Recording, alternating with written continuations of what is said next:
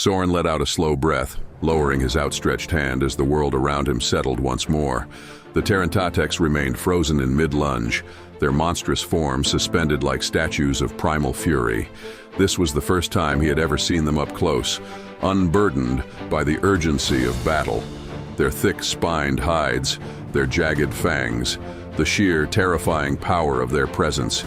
It was almost mesmerizing. Almost. Then he turned his gaze to Quill. Soren sighed. The reason for his unintended stoppage of time was standing before him. Blaster still raised, eyes squeezed shut, his entire body already pivoted in preparation for a hasty retreat. It was an almost comical display, one that would have been hilarious had it not been for the very real possibility of Quill being torn to shreds, had Soren not intervened. Placing a firm hand on Quill's shoulder, Soren let time resume its natural course. Quill immediately screamed and fired his blaster, wildly, right at Soren. "Easy, easy," Soren laughed, dodging the completely misfired shots with an effortless shift of his stance. "I think you got them." Quill's eyes darted wildly between Soren, the still frozen beast, and his own trembling hands. What just happened?" he demanded. Then, after a beat, "Wait, did I just black out? Are we dead?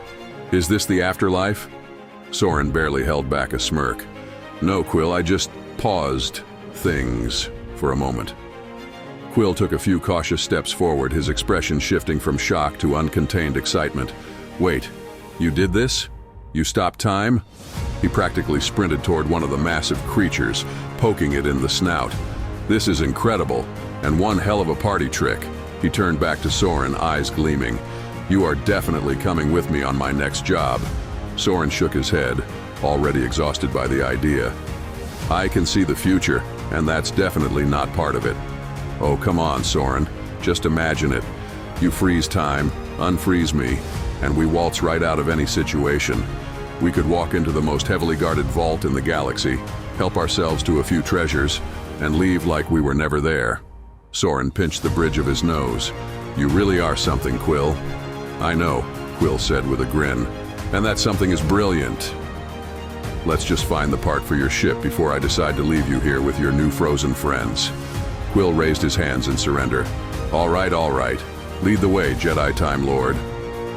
As they left the Terentateks behind, Quill bombarded Soren with an endless stream of questions. "I didn't know Jedi could freeze time and see the future.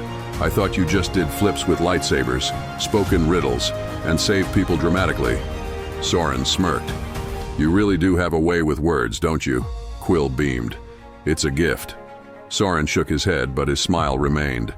Back aboard the Spectre's Whisper, Lira was elbow-deep in repairs, sparks flying as she worked on restoring the ship's damaged engine. Kiro sat nearby, watching her with childlike fascination, his legs swinging off the edge of a crate. After a long stretch of silence, Kiro tapped her shoulder. "Blue Lady," he said eagerly. Lira sighed, wiping her brow. "It's Lira, kid, and I don't have any cookies for the 100th time." Kiro ignored that. "Do you like walking carpets?" Lira blinked, turning to give him a confused look. "What?" Kiro pointed excitedly out of the cockpit window. "Look! Lots of walking carpets!" Still baffled, Lira set down her tool and moved toward the viewport. The moment her eyes landed on the sight outside, her stomach dropped. A massive group of Wookiees was making their way toward the Spectre's Whisper, and judging by their expressions, they were not happy about the presence of two unfamiliar ships in their territory. Oh, poodoo. If it's not one thing, it's another.